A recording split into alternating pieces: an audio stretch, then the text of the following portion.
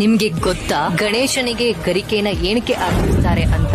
ಇದರ ಹಿಂದೆ ಒಂದು ಅದ್ಭುತ ಕಥೆನೇ ಇದೆ. ಒಂದು ಕಾಲದಲ್ಲಿ ಅನಲಾಸುರ ಎಂಬ ಬಲಶಾಲಿ ರಾಕ್ಷಸನು ಸ್ವರ್ಗದಲ್ಲಿ ಆತಂಕ ಸೃಷ್ಟಿಸಿದನು. ಎಲ್ಲರೂ ಕೂಡ ಭಯ ಪಡುವಂತೆ ಅವನು ದಾಳಿ ಮಾಡುತ್ತಿದ್ದ. ಗಣೇಶನು ಎಲ್ಲರ ಹಿತಕಾಂಕ್ಷಿಯಾದ ಕಾರಣ ಆ ಅಸುರನ ವಿರುದ್ಧ ಹೋರಾಡಲು ಶುರು ಮಾಡಿದ. ಆದರೆ ಅನಲಾಸುರನು ಗಣೇಶನ ಮೇಲೆ ಅಗ್ನಿಬಾಣಗಳನ್ನು ಹಾರಿಸಿ ದಾಳಿ ಮಾಡಿದ. ಗಣೇಶನು ತಕ್ಷಣವೇ ವಿಶಾಲ ರೂಪ ತಾಳಿ ರಾಕ್ಷಸನನ್ನು ನುಂಗಿಬಿಟ್ಟರು. ಗಣೇಶನು ಅನಲಾಸುರನನ್ನು ನುಂಗಿದ ಮೇಲೆ ಅವರ ದೇಹದಲ್ಲಿ ಭಾರಿ ಉಷ್ಣತೆ ಮೂಡಿತು. ಈ ಭಾರಿ ಉಷ್ಣತೆ ಕಮ್ಮಿ ಮಾಡಲು ದೇವತೆಗಳಾದ ಚಂದ್ರ, ವಿಷ್ಣು ಮತ್ತು ಮಹೇಶ್ವರ ಪ್ರಯತ್ನಿಸಿದರು. ಈ ತಾಪ ತಂಪಾಗಲಿಲ್ಲ. ಎಷ್ಟೋ ಋಷಿ ಮುನಿಗಳು ಈ ತಾಪವನ್ನು ಕಮ್ಮಿ ಮಾಡಲು ಪ್ರಯತ್ನಿಸಿದರು, ಆದರೆ ಅವನ ತಾಪ ಕಡಿಮೆಯಾಗಲೇ ಇಲ್ಲ. ಕೊನೆಗೆ ಗಣೇಶನ ತಾಪವನ್ನು ಕಮ್ಮಿ ಮಾಡಲು ಋಷಿಗಳು 21 ಗರಿಕೆಯನ್ನು ಗಣೇಶನ ತಲೆಯ ಮೇಲೆ ಇಟ್ಟರು. ಆಗ ಅದ್ಭುತವೇ ಆದಂತೆ ತಕ್ಷಣ ಉಷ್ಣತೆ ಶಮನಗೊಂಡಿತು. ಗಣೇಶನು ದೇವಮಾನವದಂತೆ ನಗುತ್ತಾ ಹೇಳಿದರು, ಯಾರು ನನಗೆ 21 ಗರಿಕೆ ಅರ್ಪಿಸುತ್ತಾರೋ ಅವರ ಮೇಲೆ ನನ್ನ ಆಶೀರ್ವಾದ ಸದಾ ಇರುತ್ತದೆ. ಆಗಿನಿಂದಲೇ ಈ ಗರಿಕೆ ಮತ್ತು ಗಣೇಶನ ಪವಿತ್ರ ಬಂಧ